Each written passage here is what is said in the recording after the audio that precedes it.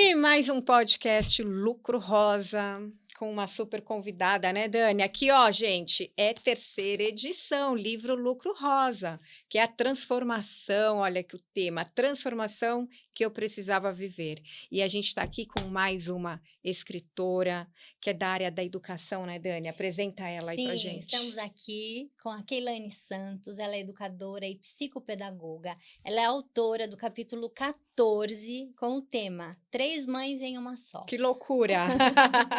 Obrigada pela tua participação, muita alegria de estar você aqui conosco. Obrigada a você, Dani. Obrigada, viu, pela acolhida, espaço lindo. E que a gente possa maternar de uma forma saudável, né? É isso aí. Isso. Keilane. Nossa, que nome bonito. Keilane, Diferente, né? né? Esse Bem nome. diferente. Eu nunca tive amiga de escola. E os filhos também, têm nomes lindos, né? Como Os eles filhos chamam? todos estão aqui. Tem o Pedro Natan, de 22 anos, a Maria Virgínia, de 16, e a Anne Cristine, de 15 Gente, essa anos. mulherada não fica velha? Fala a verdade. A Marcela também, com filha de Pois 22 anos, é. parece uma menina. Agora a Keilane também. O que é? O que vocês tomam? A gente toma o fluido da vida. É Olha isso só, aí. Né? isso é bom. Organizar a energia para caber sempre E nas como 8 que... horas. Me conta, que eu estou tão curiosa. 3 filhos, você é pedagoga na área da educação, que é uma área, gente, a área da educação, eu já trabalhei eu já tive escola. Por incrível que pareça, foi meu primeiro negócio, foi uma escola infantil. Então, eu sei quais são os desafios, porque não é só os filhos, são os pais, né? Você lidar com toda Acho que é até aquela mais difícil, às dinâmica. vezes, né? Exatamente, que às vezes o filho não tem problema, o problema está com os pais, né? Então, assim, eu sei que é difícil e eu queria saber qual é o segredo, né? Porque não é fácil. E como que você lida com isso na sua casa e também no seu trabalho? Então, eu trabalho na escola pública e na escola particular, né? Em Registro, no Vale do Ribeira. E o desafio é a gente entender que o mundo, né, mudou, passou por transformação. E os nossos filhos precisam estar nesse contexto de aprendizagem. Tem uma das áreas do conhecimento que chama aprendizagem do contexto. E aí a gente, né, mãe, precisa se cuidar para a gente poder criá-los com asas e não com correntes, né? Porque os filhos não são Legal. criados para nós, os filhos são Uhum. criados para o mundo. E pela religiosidade, eles são um empréstimo de Deus, assim. Então eu falo que é a nossa melhor versão. Os nossos filhos são as nossas, né, melhores versões. E lá em casa a gente conversa muito assim, como conciliar, né, a saúde mental, a qualidade de vida, e estar no tempo presente e ao mesmo tempo lidar com esse contexto. Na escola, o que eu percebo, né, e os alunos vêm conversar comigo, eu atendo criança desde os 3 anos até os 17 anos. Alguns da escola convencional, outros com deficiência, alguns são autistas e outros com altas habilidades. Então, o que a gente percebe é assim: quando o pai consegue entender que esse filho não tem um manual, mas que o manual também está contido nessa família e o casal consegue conciliar isso e combinar isso e fazer o projeto de vida a partir deste filho, fica mais fácil, porque vira prioridade. Para algumas famílias, o que a gente percebe é que assim, as crianças vêm com esse encantamento, o jovem está ali presente, mas eles não são tão prioridade. E aí isso começa a conflitar, né? Porque o mundo tem as suas prioridades. Então, o que para nós, família, hoje precisa contar muito, os filhos precisam saber do nosso projeto de vida e onde eles estão nesse projeto de vida, né? Então, quando eu conheci o trabalho da Dani, foi exatamente isso que eu queria trazer para as famílias, assim, olha, se a gente não para e não faz o projeto de vida do 22, que nem o meu, né, que está na universidade, se eu não faço com a de 16, se eu não faço com a de 15, fica muito difícil, porque aí os meus sonhos também não conseguem ser realizados a partir da ajuda e do apoio deles, né? Então eu tive também, né, tenho também toda uma rede de apoio, e aí todas as famílias precisam dessa rede de apoio para que consiga crescer, mas todo mundo junto, né? E cada um realizando seus sonhos, né? Então, em casa a gente sempre tem os quadros do sonho, e aí elas vão mudando, porque são adolescentes, mas eu vou acompanhando ali e Nossa, escuto que muito o que legal. elas conversam. É. Que aí eu consigo estar unindo e, ao mesmo tempo, algumas coisas a gente tem que trazer o limite, que eu acho que também é uma coisa para nós, pais, no pós-pandemia, eu percebi as famílias com medo de limitar, falar não. Hum. Então, as crianças fazem birra, E os jovens batem a porta do quarto, né? A gente vai para o extremo. Uhum. E aí a gente conversa com a mãe. Então você vai lá e abre a porta. E se ele não abrir, você vai lá e tira a chave. Porque o jovem precisa compreender até 18 anos que são os pais o centro, né? Uhum. O Então, limite. Interessante. O é, limite. E isso é aí, como é o tema aqui importante. do nosso bate-papo, é sobre os desafios da tecnologia, do IA, nos jovens hoje. Porque imagino que dentro de uma escola, né? Qual é a grande sacada para você lidar com aqueles jovens e saber que você tem aqui uma arma, né? É uma arma, verdadeiramente uma arma, porque aqui você tem tudo. E você, qual é o controle? De que forma, fora da escola, com os pais dentro de casa e dentro da escola, qual que você acha que seria o, a melhor forma de lidar com o celular e as crianças? Então, a gente tem que estabelecer limite mesmo, né? A IA, ela veio, ela ajuda muito a gente se organizar. Diminui muito alguns trabalhos que a gente demorava muito para fazer. Mas, primeira coisa, nós, professores, temos que nos formar para esse momento. Então, a Uhum. gente já vem aí, desde a pós-pandemia, se formando para isso, porque hoje é tudo tecnológico, né? Uhum. Chamada, tudo, plano de aula, tudo. A gente sobe do celular e aplica o que a gente precisa aplicar dos conteúdos. Ao mesmo tempo, as crianças precisam ser preparadas para lidar com isso, porque elas têm um cérebro. E hoje a Uhum. gente tem uma síndrome que está sendo estudada neurologicamente, neurocientificamente, que chama síndrome do cérebro podre, que é Olha, a pessoa que não consegue pensar. Ela não Hum. consegue. porque tá tudo pronto já, Limita, né? porque ela acha que aquilo pronto é criação dela. Hum. E aí esse cérebro começa a ser disfuncional, a gente chama de disfuncional, porque ele não executa algumas ações importantes e esse raciocínio limita, né? Não Então, existe, tem a dificuldade até do raciocínio lógico. isso, ele não consegue pensar. E isso independe um pouco da idade, assim. A gente Uhum. pega crianças de 4, 5 anos que tem que ter 3.000 palavras no vocabulário e elas não têm. E aí a mãe corre para a fono, aí começa a segmentar esse ser humano. E aí a gente tem um neuropsicomotor que precisa responder ao equilíbrio e isso o cérebro vai se formando. Então, na sinapse, a gente começa a entender ali que aquele ser precisa de apoio. E um dos apoios é saber usar o celular. Então, não é tirar, mas explicar que estar no celular não é estar no tempo presente, às vezes. Então, eu não Uhum. estou falando com alguém do meu vínculo e que eu vou ver. Eu estou falando com alguém distante de mim que possivelmente algum dia eu possa conhecer. E eles até perdem Né? um pouco a noção da realidade, né? Porque Totalmente, fica no Dani. virtual, não Isso, pensa, isso. então E a gente difícil de tem se hoje as questões conectar assim também. do que seria felicidade, né? Que às vezes não é simples, mas ela é simples. É o estar no tempo presente, olhando as pessoas no olho, perguntando, interagindo. Então, a gente acaba ficando doente se a gente não tem esse olhar, essa percepção do que está no entorno. Quem é o mais próximo de mim? A minha família. E as crianças precisam de Uhum. referência. O ser humano, Uhum. ele é, além dele ter um cérebro datado, ele precisa de referência. Então, Sim. aquelas fotos na parede, aquelas pessoas que são meus amigos, Hum. quem vem no meu aniversário, quem está comigo. E aí, o que, que acontece? Algumas famílias não conhecem essas referências. Então, a gente precisa saber, para o jovem também, quem são suas referências? Que música que você escuta? Quais são os seus assuntos? Porque aí a gente consegue falar para ele, olha, existem outras coisas além disso, né? E lidar Existem também com outras os pais, formas. saber, Isso. né, as dificuldades e também dos pais, porque esses pais também têm a dificuldade de Tem. lidar com isso, né? Como lidar com o filho adolescente Uhum. em meio à tecnologia, que hoje a gente sabe. Às vezes eu sou dependente, eu fico, nossa, estou no celular aqui muito tempo, eu fico me cobrando, porque você vai vendo isso, aquilo, quando você vê, você esqueceu da realidade. Isso é fato. E não tem Isso. como voltar atrás. Não vai voltar atrás. A gente vai ter que saber se alinhar daqui para frente. Isso, lidar com o contexto. Por isso que Aham. lidar com o contexto é assim, você estudou? Então, por exemplo, meninos de 15 anos que vêm perguntar, né, para mim, professora, eu não consigo parar. Ah, você vai conseguir. Então, a gente ensina a respiração 4x4 para ele. Olha, Olha só. você respirando, você vai conseguir. Professora, eu não consigo dormir. Eles vêm, os maiores vêm muito assim, né? Eu não consigo dormir, eu quero arrumar uma namorada e eu tenho uma semana de prova. Olha Aí a só. gente fala, então vamos fazer uma agenda para você conciliar tudo isso. E aí você consegue lidar. Não, ninguém estuda 8 horas por dia. Primeira coisa que a gente fala, nosso cérebro ele precisa ter tempos, porque ele Uhum. funciona no máximo 40 minutos. Depois ele dá um branco, porque ele fala, não aguento mais.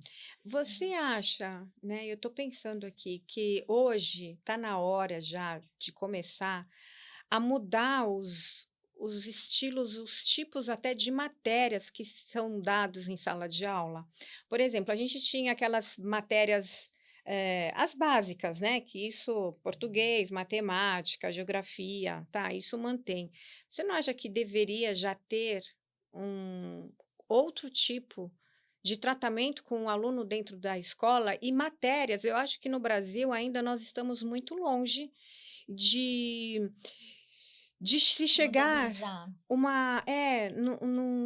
algo que vai trazer interesse para os alunos, porque está faltando isso, e eu vejo que está mesmo, porque se a gente parar para pensar, hoje as matérias que eles estão aprendendo, tem muitas ali que não faz sentido na vida, no cotidiano, né. Então, você não acha que está faltando, por exemplo, olha, uma coisa que eu acho interessante ter nas escolas, língua, né, língua estrangeira. São poucas escolas que trabalham com isso, as particulares somente, a escola do estado não. Psicólogo, acho que tinha que ter uma matéria com professores, com psicólogos.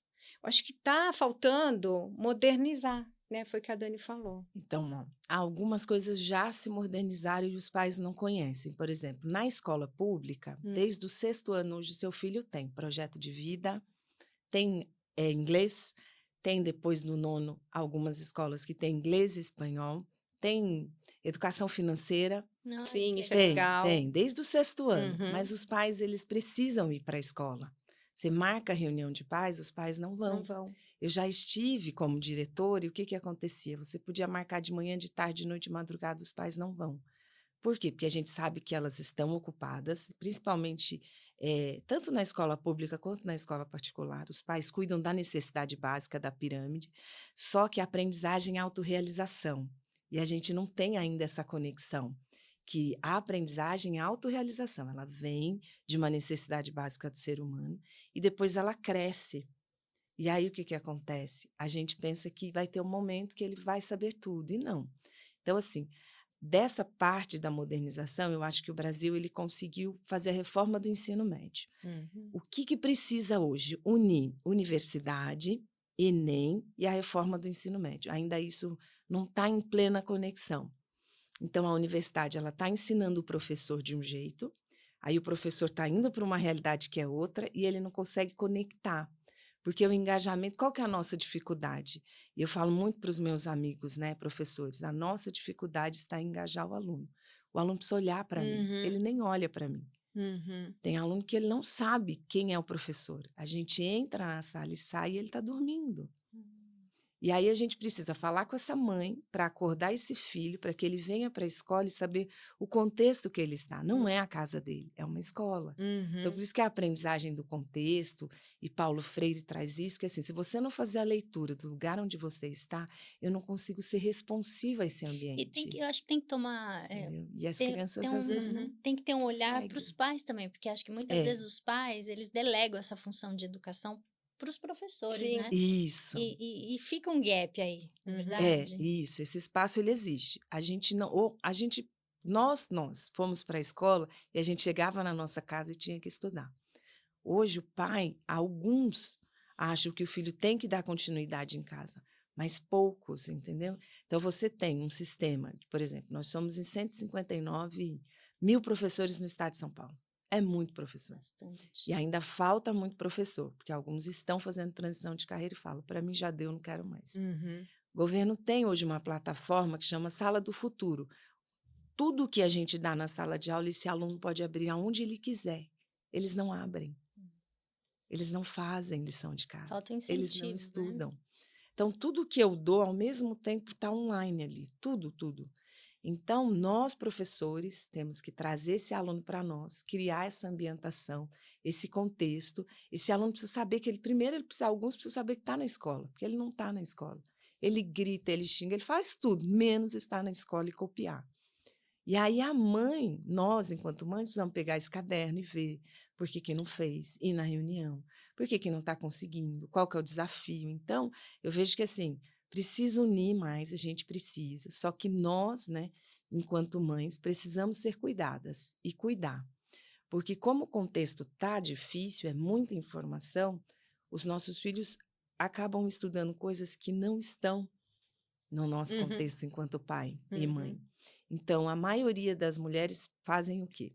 Os pais, homens, delegam isso para as mulheres. As mulheres estão trabalhando, têm que gerenciar a casa e gerenciar esse jovem. Só que, às vezes, quem esse jovem escolhe como referência é o pai, não Uhum. é a mãe. Uhum.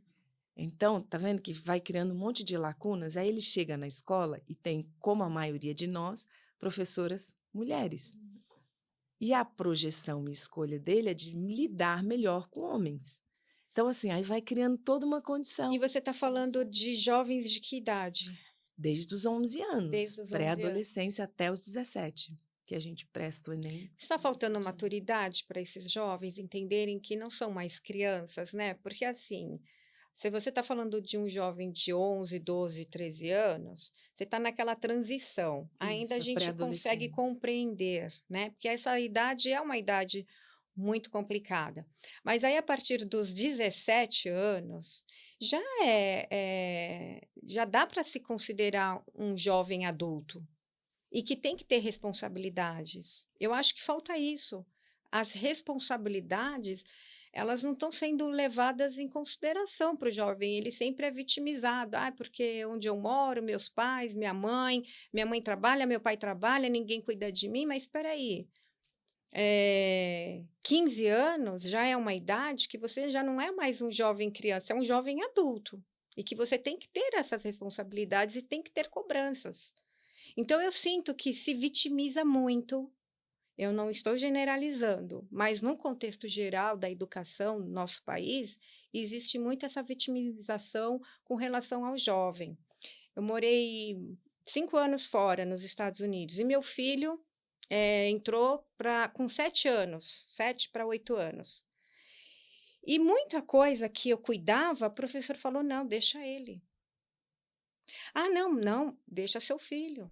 Ele tem que se desenvolver, ele tem que passar por essa dificuldade, mas ele tem que entender que ele tem que sair dessa dificuldade sozinho. Quando ela falou aquilo, eu nunca tinha ouvido isso, mesmo porque eu tinha escola, né?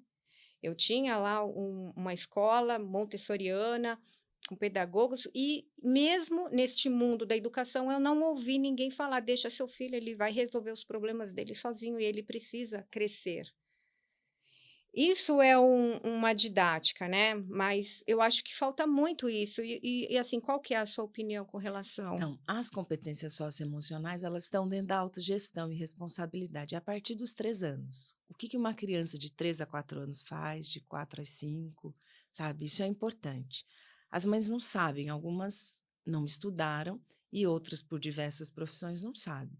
Então, a gente precisa entender que hoje as escolas, as escolas públicas todas têm a competência socioemocional dentro do currículo. Uhum. Então, a gente já tem isso desde os 3 anos. O menino entrou nos 6 anos, no primeiro ano do ensino fundamental, ele já tem esse rol de competência socioemocional. Só que ele chega em casa, alguém tem que dar continuidade. E aí, por causa daquela necessidade básica lá, que chega, a mãe já está fazendo comida, já está... E tem outros filhos, outros contextos, o que acaba? Ele não exerce isso. Então, por exemplo, a maioria das crianças hoje não sabe amarrar um cadarço. É uma competência fundamental de estrutura e equilíbrio neurológico. O cérebro responde positivamente a quem sabe amarrar um cadarço. Nós todas sabemos. As crianças não sabem, elas dão pé. E aí você tem que falar: não, vamos tentar juntas amarrar esse cadarço, independente se elas tenham ou não alguma deficiência. Só que o que acontece? Pela rapidez e o mundo da informação, eu ponho velcro. Então, você tem roupa com velcro, você tem sapato com velcro, você tem tudo com velcro. Então, isso tira desse menino entender que, com 5 anos, eu preciso amarrar o meu cadarço. Então, eles choram, alguns choram para mim. Nossa. E é muito interessante que eles falam assim, né? Eu trabalho muito isso com eles, assim. Não precisa sofrer, precisa fazer. Ah, Então, legal. nós vamos fazer juntos. E aí cai a lágrima e eles falam: o que eu faço? Eu Sentem pode capaz, chorar, né? não tem problema nenhum, mas a gente vai fazer. que é a mesma coisa que você trouxe, do escrever. Eles choram para não escrever, porque eles são muito bons em digitar. E aí eu falo para eles, você vai precisar passar por isso, porque sua prova vai ser escrita. Então chora, e aí ele fala assim, eu vou conseguir. Não, você vai conseguir, eu estou aqui para isso, nós vamos juntos. E aí você, no espaço mãe, muitas vezes você tem que falar para o filho, nós vamos juntos. Mas o desafio é seu. É. É você que tem que conquistar. Então, eu vejo que em casa, às vezes meu filho tem uma demanda e a de 16 tem outra, eu falo, o que vocês querem que eu faça com essa informação? Porque a ação é de vocês. Isso não é falta de, minha mãe não me apoia. Estamos aqui, É a tal da né? autorresponsabilidade, né? Que acho que Isso. tem que ser educado Então, são desde coisas que pequeno. vêm muito assim no ser humano. Por isso que a gente fala até para a mãe, né? Olha, se cuida. Eu faço parte de uma escola que chama Escola da Plenitude. Então, às quartas-feiras, as minhas filhas me veem ali trazendo coisas, porque é online.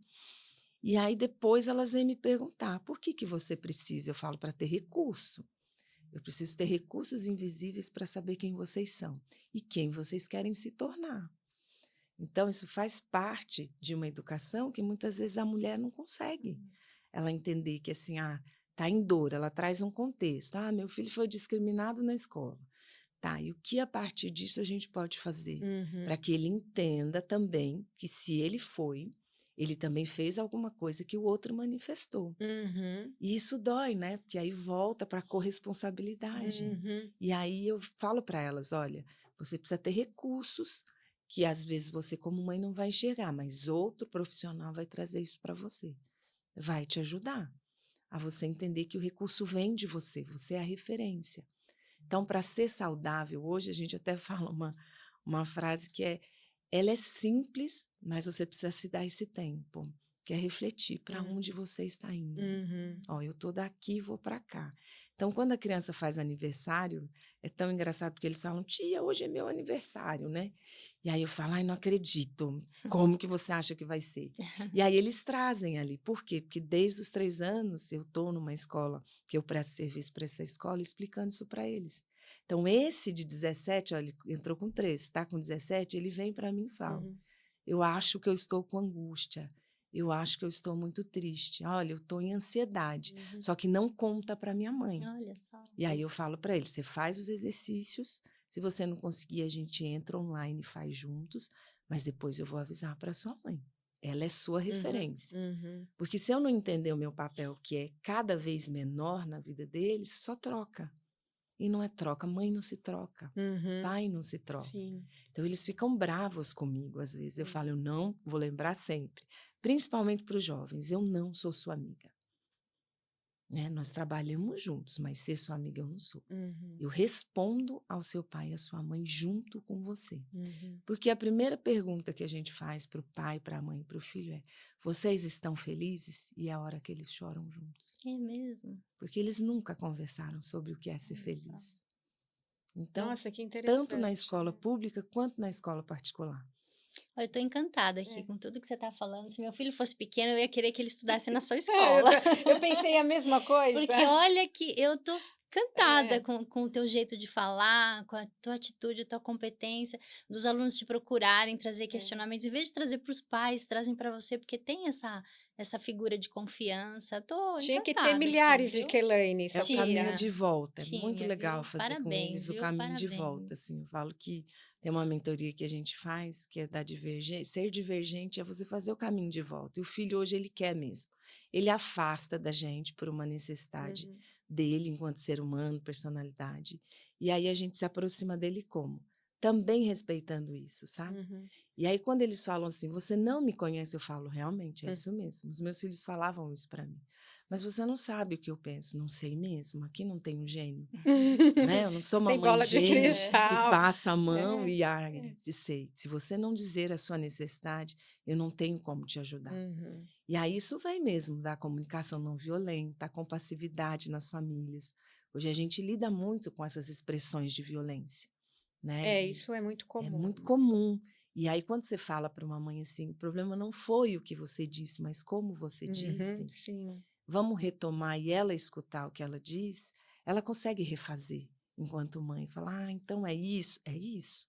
Ah, então será que eu tenho que falar? Isso, tenta fazer isso e Uhum. vê. E traz aí e fala. Então, assim, por isso que eu falo, a tecnologia nessa aula, ela é ótima. Porque os grupos de mães você reúne pelo celular. Fala, olha, meia hora que vocês trazem e a gente já faz os combinados, vocês vão ver que depois é liberdade, é continuidade. Esse menino não vai estar distante, essa menina não vai estar distante. Então, eu vejo assim, eu trabalho com alguns jovens que eles vão para a Fundação Casa. E Uhum. quando retornam, eles têm que estar com o portfólio de lá, Uhum. para a gente colocar no sistema, né, o que Uhum. aconteceu.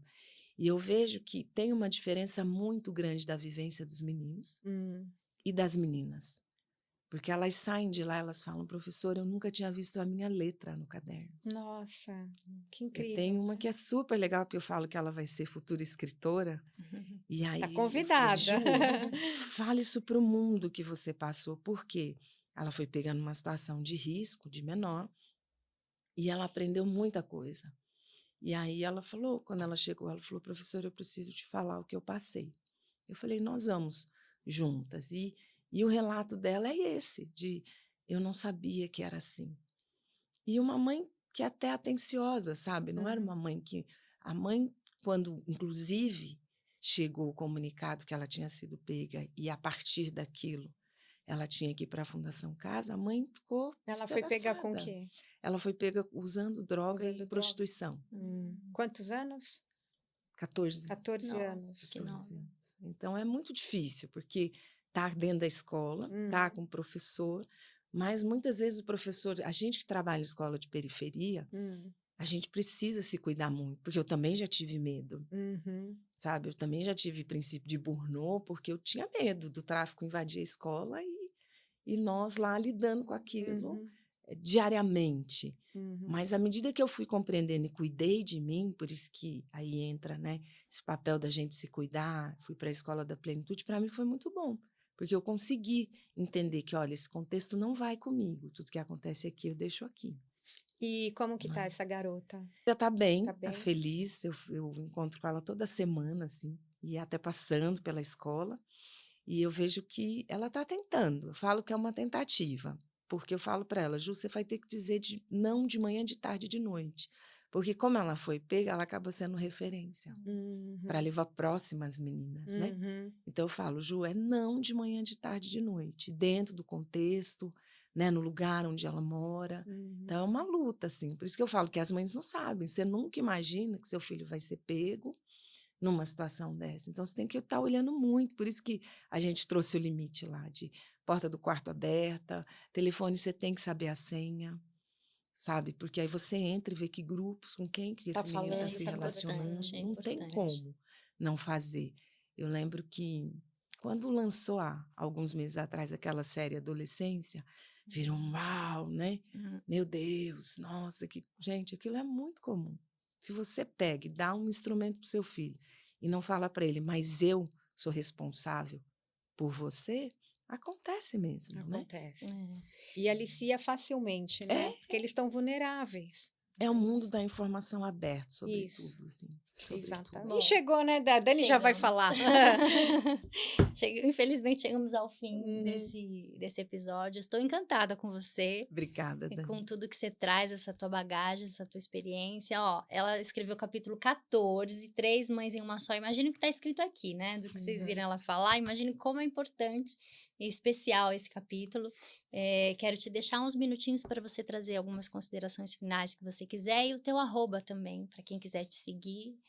Então, @Quelaine dos Santos. Eu sou brincante, na verdade, com as crianças até 11 anos eu sou brincante. Então, todas essas coisas a gente faz brincante. E até com os adultos também. Gosto muito e apresento para vocês assim a importância do autocuidado. A mulher, o homem, né, precisa do autocuidado para criar uma rede de solidariedade, de autocompaixão, do exercício da gente compreender que assim tem uma hora que tem que parar e falar não, já está bom até aqui, já produzi, já financeiramente, na saúde, nos relacionamentos. Eu acho que tudo o que fica, sabe, Dan, com esse processo da gente escrever o livro, é assim, na vida o que a gente vai levar são as construções a partir das pessoas e quem a gente é. Eu acho que isso não tem Lindo. preço, não tem sistema que corrompa, sabe? Não tem. É porque é a coisa do amor mesmo, é você entender que à sua frente tem uma pessoa, à sua imagem e semelhança, né? Então, acho que a gente precisa, sim, ser próspero em todos os sentidos, mas lembrar lá da nossa raiz do baobá mesmo, que ela é profunda e ela tem que ser externa. Ninguém vai adivinhar o que tem dentro da gente se a gente não colocar para o mundo, assim. Verdade, que lindo. Então, que a gente possa Maravilha. compartilhar. Perfeito.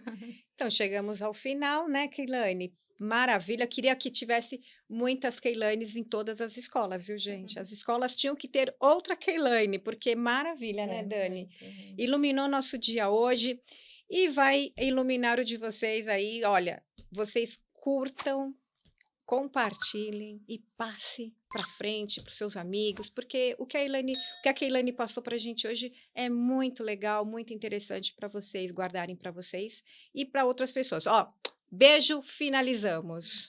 Tchau. Tchau. Obrigada. Obrigada a você. Foi ótimo.